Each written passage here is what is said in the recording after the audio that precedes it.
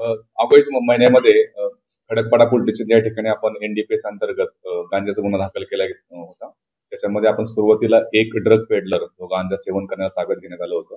त्याचा पुढील तपास करत असताना आपल्या टीमला म्हणजे आपली स्पेशल स्क्वॉड जे नेमलेलं आहे अंमली पदार्थ विरोधी कारवाई करण्याकरता आणि काही कळांचे पूर्ण टीमला हे पूर्णपणे सिंडिकेट काम करत असल्याबाबतचे त्यामध्ये तपासात निष्पन्न झालं. त्या अनुषंगाने आपण ऑगस्ट महिन्यामध्ये विशाखापट्टणम ओडिसा या ठिकाणी जाऊन एक मोठं कॉम्बिंग ऑपरेशन त्या ठिकाणी राबवलं गेलं होतं लोकल पोलिसांच्या मदतीने. आणि त्यामध्ये आपण इतरही त्यांचे जे डीलर्स आहेत जे विविध शहरांमध्ये काम करतात त्यामध्ये विशाखापट्टणम असेल, सोलापूर असेल, पुणे असेल, बदलापूर असेल, मुंब्रा असेल या ठिकाणी लोकांना ताब्यात घेतलं गेलं होतं. असे एकूण 13 आरोपी आपण त्याच्यामध्ये आतापर्यंत अटक केलेले आहेत आणि हे सर्व नेटवर्क जे आहे विविध शहरांमध्ये चालत होतं. आता isakal.com आहे देशातील नंबर 1 ची मराठी न्यूज वेबसाईट. प्रत्येक अपडेटसाठी isakal.com ला नक्की भेट द्या. एकमेकांच्या हे मागच्या 2 ते 3 वर्षापासून एकमेकांच्या संपर्कात होते आणि त्यांचं एकमेकांशी आर्थिक सुद्धा देवाणघेवाण झालेली आहे असं तपासात निष्पन्न आलं.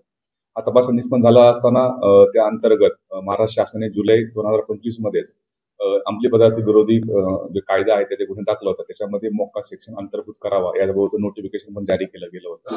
त्या अनुषंगाने आम्ही पूर्णपणे प्रस्ताव तयार केला गेला आणि हा पूर्ण प्रस्ताव माननीय additional CP sir Sanjay Jadhav सरांकडे आपण पाठवण्यात आलेला होता आणि त्या ह्याच्यामधून ती परवानगी मिळाल्यानंतर आता आपण ह्या जो गुन्हा दाखल केलेला आहे खडकपाडा पोलीस स्टेशनला त्याच्यामध्ये एमसीओसी त्यामध्ये अप्लाय केलेला आहे आणि आपल्याकडे ठाणे आयुक्तालयामध्ये पहिल्याच अशी केस झालेली आहे की त्यामध्ये आपण अंमली पदार्थ नार्कोटिक्सच्या गुन्ह्यामध्ये मोक्का अंतर्गत कारवाई केलेली आहे. त्याच्यामध्ये आता आपण 13 लोकांना अटक केलेली आहे. सध्या तपास जो आहे तो आता एसीपी कल्याणजी गेटे यांच्याकडे आता वर्ग केलेला आहे. सध्या आम्ही त्या आरोपींना आता ताब्यात घेऊन पुन्हा मोक्का कोर्टामध्ये हजर करून त्यामध्ये पुढील तपास कशा प्रकारे एकमेकांच्या संपर्कात होते आणि कशा प्रकारे हे पूर्णपणे सिंडिकेट हा विविध शहरांमध्ये काम करत होतं या प्रकारचा आपला तपास आता इथून पुढे आम्ही करणार आहोत. याच्यामध्ये आतापर्यंत आपण पाहत असाल की टोटल 13 आरोपी आहेत आणि पूर्ण सिंडिकेट वरती 20 पेक्षाही जास्त गुन्हे विविध ठिकाणी मी तेलंगणा असेल, पुणे असेल, सोलापूर असेल, पुणे नंतर विविध बदलापूर असेल याच्या ठिकाणी दाखल झालेला आहे. आणि याचा जो मेन जो आहे तो फरान शेख म्हणून जो आहे तो बदलापूर टिटवाळा या ठिकाणी राहतो आणि तो सगळं सिंडिकेट हा हँडल करत असल्याबाबतचा आपल्याला तपासात निष्पन्न झालेला आहे. आणि याच्यामध्ये 3 प्रकारे त्यांची क्राईम करण्याची मोडस होती. एक टीम जी असेल एक विशाखापट्टणम ओडिसा या ठिकाणी माल आणणे आणि नंतर इथले डीलर जे आहेत त्या डीलर पर्यंत पोहोचवणे. त्या डीलरच्या मार्फतीने खालचे जे त्यांचे एजंट्स आहेत एजंटच्या मार्फतीने किरकोळ विक्री करत होते या विविध शहरांमध्ये. अशा प्रकारचे आपल्या तपासात निष्पन्न झालेला आहे. आणि हा फरान शेख जो आहे त्याच्यावरती आता यापूर्वी सुद्धा 6 गुन्हे त्याच्यावरती दाखल आहेत. इतरही जे आरोपी आहेत त्याच्यावरती तेलंगणा, पुणे असेल, बदलापूर असेल विविध ठिकाणी इव्हन यातले आरोपी जे आहेत ते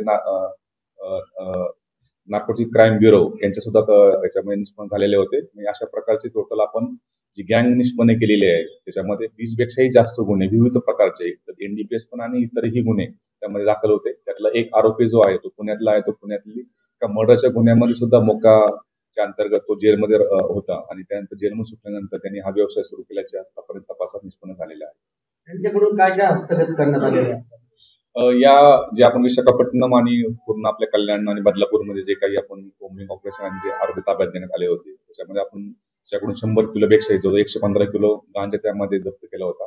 त्यामध्ये मोटरसायकल्स असतील, कार्स असतील ज्या कारचा उपयोग ते माल ने-आण करत होते त्यांना सुद्धा आपण जप्त केलं होतं.